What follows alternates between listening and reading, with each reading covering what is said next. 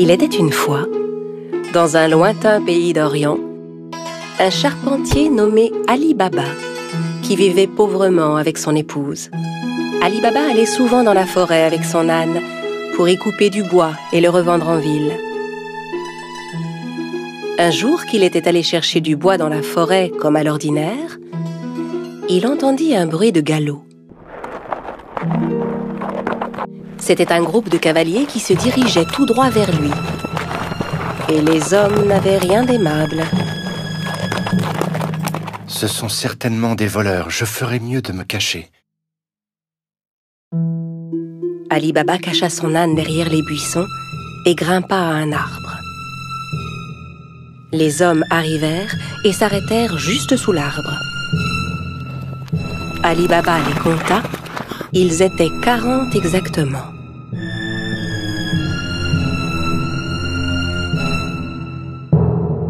Les hommes déchargèrent les lourds sacs que portaient leurs chevaux.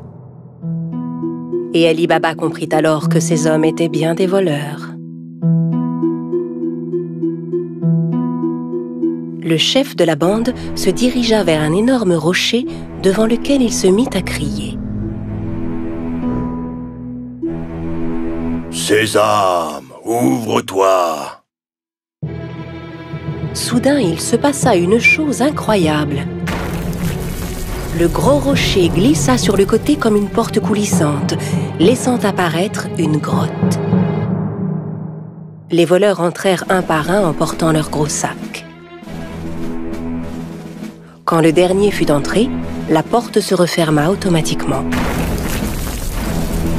Ali Baba était médusé par ce qu'il voyait. Au bout de quelques instants, le rocher s'ouvrit à nouveau et les voleurs ressortirent de la grotte. Quand le dernier fut dehors, le chef se tourna vers la porte et ordonna « Sésame, ferme-toi !» Le gros rocher se referma aussitôt et les cavaliers se remirent en selle et s'éloignèrent. Ali Baba descendit de son arbre et s'approcha à son tour du rocher. Il lança les mots qu'il avait entendus. Sésame, ouvre-toi! La porte s'ouvrit dans un grand bruit. Ali Baba entra d'un pas hésitant. Il fut ébloui de ce qu'il vit. La grotte était remplie d'or, d'argent, d'étoffes rares, de diamants et de pierres précieuses. Il regarda autour de lui, ramassa 3 sacs et sortit de la grotte. Puis il se retourna vers le rocher et lui adressa les mêmes mots que le chef des voleurs. Sésame, ferme-toi! Il chargea les sacs sur le dos de son âne et rentra chez lui. Arrivé à la maison, il montra les sacs à sa femme. Elle n'en croyait pas ses yeux et pensa qu'Ali Baba avait volé les sacs. « Où as-tu trouvé tout cet or ?» Ali Baba lui raconta alors tout ce qui s'était passé. Elle était si heureuse. Ils se mirent ensemble à vider les sacs. « Aide-moi à compter ça. Je veux savoir combien d'or nous avons. » Non, creusons plutôt un trou pour y enterrer cet or. « Va creuser le trou, j'irai demander une tasse à mesurer à ton frère Cassim. » Cassim, le frère d'Ali Baba, était un riche marchand, mais c'était un homme très cupide. Il n'avait jamais aidé Ali Baba, qui mit sa femme en garde. Très bien, mais ne lui parle surtout pas de l'or. Personne ne doit savoir. La femme se rendit chez Cassim pour lui emprunter une tasse à mesurer. Sachant qu'ils étaient très pauvres, Cassim lui demanda « Que veux-tu faire de cette tasse? Tu n'as pas d'argent à mesurer ?» La femme inventa alors un mensonge. Bien sûr, Cassim n'en crut pas un mot. Il mit discrètement un peu de miel sous la tasse avant de la confier à l'épouse d'Ali Baba. La femme rentra chez elle avec la tasse et commença à mesurer l'or. Puis, quand ils eurent compté tout leur or, Ali Baba alla l'enterrer dans un grand trou. Quand tout l'or fut bien enterré, la femme d'Ali Baba rapporta la tasse chez son beau-frère. Elle n'avait pas remarqué que de l'or était resté collé sous la tasse. Quand Cassim reprit la tasse, il vérifia aussitôt dessous. En voyant que de l'or y était collé, il fut stupéfait.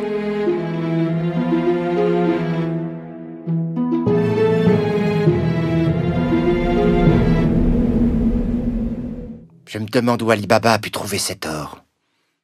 Cassim ne put pas dormir de la nuit.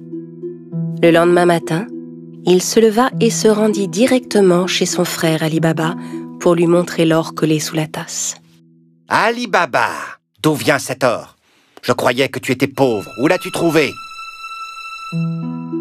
Ali Baba lui raconta tout et le pria de n'en parler à personne d'autre. Si tu ne me dis pas où se trouve cette grotte, je dirai aux voleurs ce que tu as fait. Mais Cassim... Ali Baba savait que Cassim ferait ce qu'il disait. N'ayant pas d'autre choix, il conduisit son frère à la grotte. La grotte est juste derrière ce rocher. Maintenant, allons-nous-en d'ici. Les voleurs ne vont pas tarder à revenir. Ali Baba et Cassim rentrèrent chez eux, mais Cassim ne cessait de penser à la grotte. Il prit 2 chevaux avec lui et retourna à la grotte aussitôt. Arrivé devant l'entrée, il récita les mots qu'Ali Baba lui avait indiqués. « Sésame, ouvre-toi » Le gros rocher se mit à bouger et la grotte s'ouvrit. Cassim n'en croyait pas ses yeux. Il était fasciné par le spectacle qui s'offrait à lui, hypnotisé par tout l'or qui brillait. Le plus vite possible, il commença à remplir les sacs qu'il avait apportés avec tout l'or qu'il pouvait. Quand tous ces sacs furent pleins, il retourna vers la sortie. Mais la porte s'était refermée. Et malheureusement, il avait oublié les mots qu'il fallait dire. Il essaya toutes sortes de formules pour ouvrir la grotte. « Porte, ouvre-toi » rocher, ouvre-toi. Grotte, ouvre-toi. Mais quels que soient les mots, la porte restait fermée. Cassim commença à paniquer. Il chercha une autre porte, mais n'en trouva aucune. Au bout d'un moment, les voleurs revinrent à leur grotte. Quand ils virent les chevaux de Cassim, ils se méfièrent et sortirent leurs épées. « Sésame, ouvre-toi »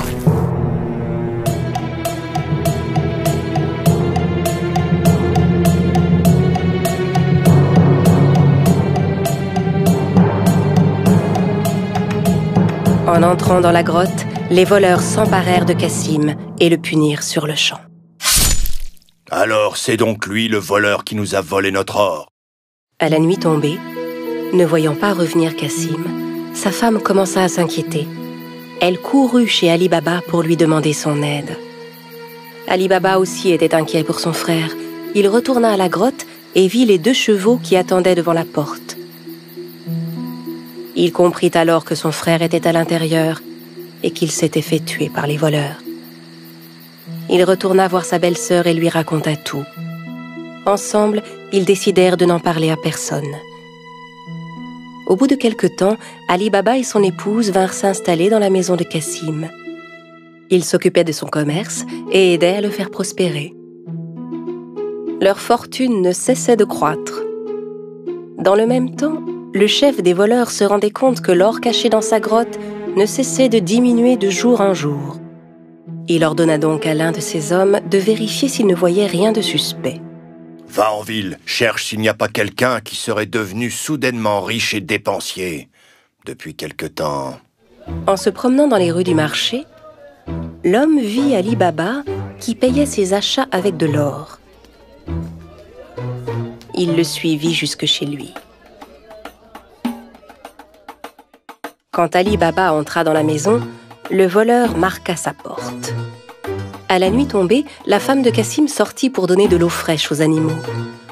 C'est alors qu'elle remarqua la marque qui était sur sa porte. Elle comprit que la marque n'annonçait rien de bon. Elle prit un pot de peinture et marqua toutes les portes du voisinage. Au petit matin, les 40 voleurs arrivèrent pour retrouver la maison d'Ali Baba. Incapable de distinguer la maison parmi toutes celles qui portaient des marques, Ils furent contraints de repartir. Mais le chef était bien décidé à retrouver Ali Baba. Il se déguisa et alla rôder du côté du marché. Il finit par retrouver Ali Baba et le suivit jusque chez lui. Quand il frappa à la porte, Ali Baba vint lui ouvrir. « J'ai fait un long voyage. J'ai rapporté des jarres d'huile d'olive. On dit que vous êtes le marchand le plus riche de la région. Peut-être voudriez-vous en acheter ?» Ali Baba invita le chef des voleurs à venir dîner le soir même, pensant avoir affaire à un marchand. Le voleur apporta avec lui 40 jarres d'huile d'olive chez Ali Baba. Ali Baba avait demandé à ses servants de préparer un bon dîner pour son hôte. Ali Baba proposa à son invité de passer la nuit chez lui, ce que, bien sûr, il accepta sans hésiter. Tandis qu'Ali Baba et le voleur étaient attablés pour dîner, la femme de Cassim voulut s'approcher des jarres d'huile d'olive pour voir. C'est alors qu'elle entendit des bruits étranges. « On sort maintenant ?»« Non, pas encore. » En entendant que c'étaient les voleurs qui étaient dans les jarres et non pas l'huile, elle comprit que c'était un piège. Elle alla aussitôt à la cuisine pour faire bouillir de l'huile. Puis elle revint verser de l'huile bouillante dans chacune des jarres. Les voleurs ébouillantés s'efforçaient de garder le silence.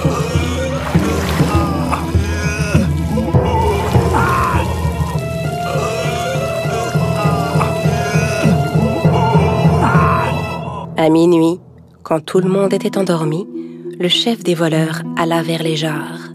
« Vous pouvez sortir maintenant. » N'ayant aucune réponse, il appela à nouveau. « Les gars, vous dormez ?»